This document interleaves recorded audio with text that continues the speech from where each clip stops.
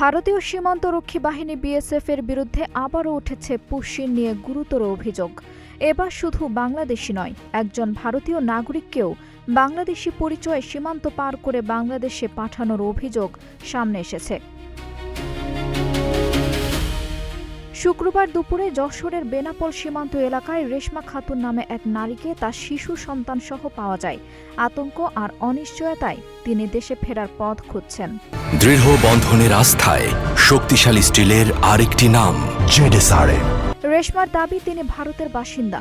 মুম্বাইয়ের একটি কারখানায় কাজ করার সময় পুলিশ তাকে আরও কয়েকজনের সঙ্গে আটক করে। বারবার নিজেকে ভারতীয় নাগরিক বলে পরিচয় দিলেও তা আমলে নেওয়া হয়নি। পরে বিমানে কলকাতায় নিয়ে গিয়ে গভীর রাতে চট্টগ্রাম সীমান্ত দিয়ে জোরপূর্বক বাংলাদেশে পাঠানো হয় বলে অভিযোগ করেন তিনি। ওরা আমাকে ষড়যন্ত্র করে অন্য মহিলার প্রুফ দেখে আমাকে ফাঁসাই, আমাকে বাংলাদেশে পাঠিয়ে দিয়েছে। ওই ইন্ডিয়া, ওই পুলিশে বোম্বাইয়ের বেনাপোলে আপনাদের সাহায্য চাইতে, আপনাদের লেগে সাহায্য চাই, আমি বর্ডার পার করে বাংলাদেশে তার কোনো আত্মীয় স্বজন বা পরিচিত না থাকায় চরম বিপাকে পড়েন রেশমা। স্থানীয়দের সহায়তায় তিনি বেনাপোলে পৌঁছে এখন নিজ দেশে ফেরার চেষ্টা করছেন।